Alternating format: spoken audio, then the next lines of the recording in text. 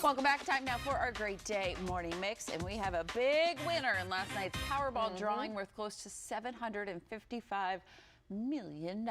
That's the fifth largest jackpot in Powerball history. And spoiler alert, the winning ticket wasn't bought here in the DMV. Shoot.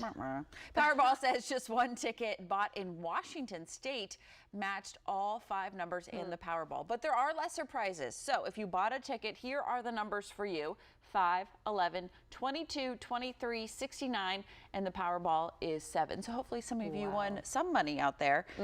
It's crazy to think, like, we had this Powerball jackpot, right? And then we had the 1.35 Mega Millions in January that one person won. Yes. And then in November, there was another Powerball that was $2 billion. Yeah, 2.04 billion. Neither have been claimed, by the way. I was looking that up too. I said, I mean, I guess you want to get, with money like that, you want to get your things in a row. You'll probably never know who it actually was who won those jackpots. They're going to send a lawyer or a representative forward, true. which they should do.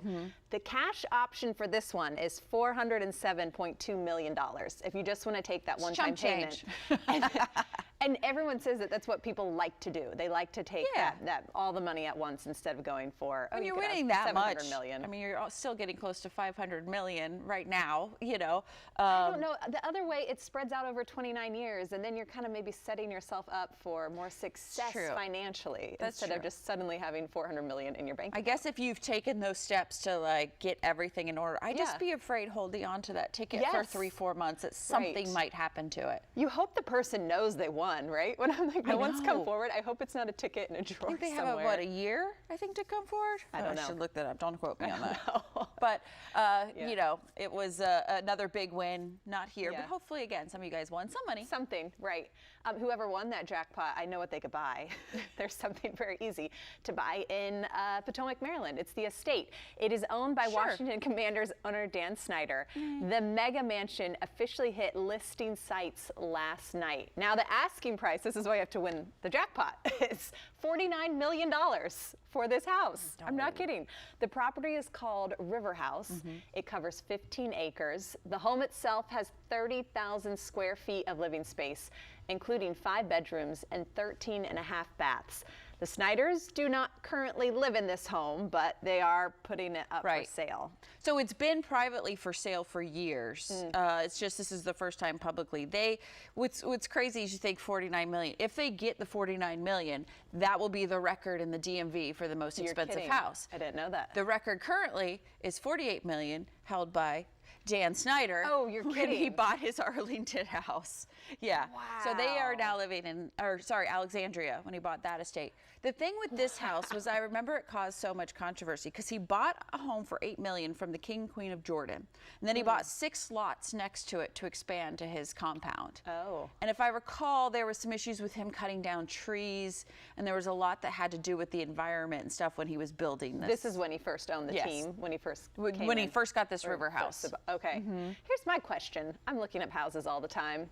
3,000 square feet maybe. They have 5 bedrooms. How does a 30,000 square foot home only have 5 bedrooms? And 13 and a half baths, but only 5 bedrooms. I'm like, what is filling that house if we maybe don't so much have of it is areas? Like the because we saw the pool room, like the pool, maybe the billiards, like gaming areas, and maybe it's more social areas. It is gorgeous, but you can't have a lot of people over for 5 bedrooms. Where's everybody sleeping?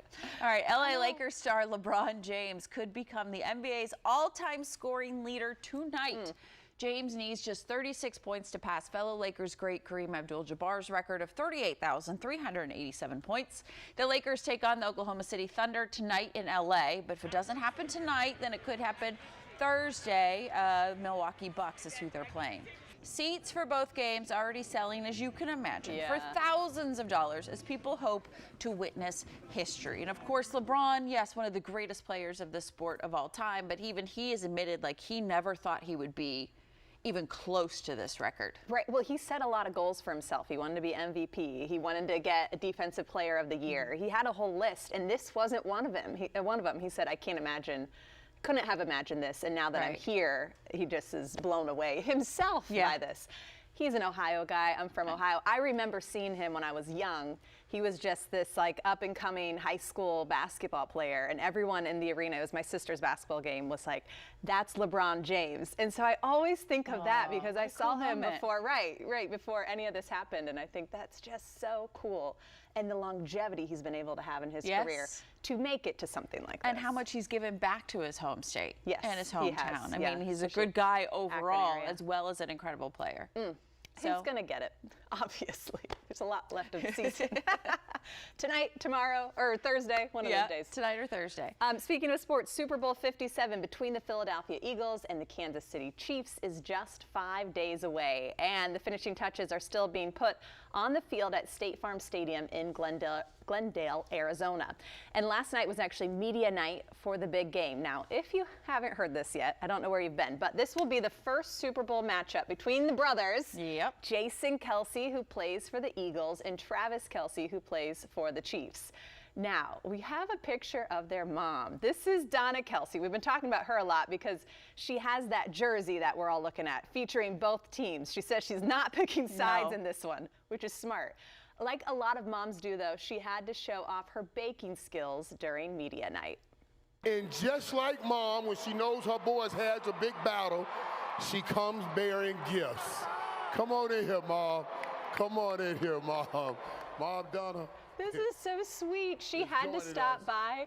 She dropped off some of her homemade chocolate chip cookies to her son. She said her game plan on Sunday is to, quote, scream loud every time someone has the ball because both of her sons play on offense. So they'll have the ball, a few times there. What a cool story. I mean, Mom was a winner 2 weeks ago, you know, the moment both teams punched their ticket to the Super Bowl. And media night is always so much fun. It's so crazy. I want to look up more because that was really sweet how they did. It's not so serious. It's media like lighter moments. At a Super Bowl is the least serious press conference you've ever been in. Oh, really? And, I mean, there's silly costumes that people, it's just media from the woodworks of things you've never even heard of. And it's more light and fun. I mean, there are questions about the game. Like when I covered the Ravens Super Bowl in New Orleans, it was all Ray Lewis and deer antler spray. It was all this stuff. But people come out of the woodworks and they do dances, and it's just a fun It's night. Relaxed. It looked amazing. It looked. I mean, they got a strenuous week ahead, so it's kind of It's like let off steam first. Just have fun.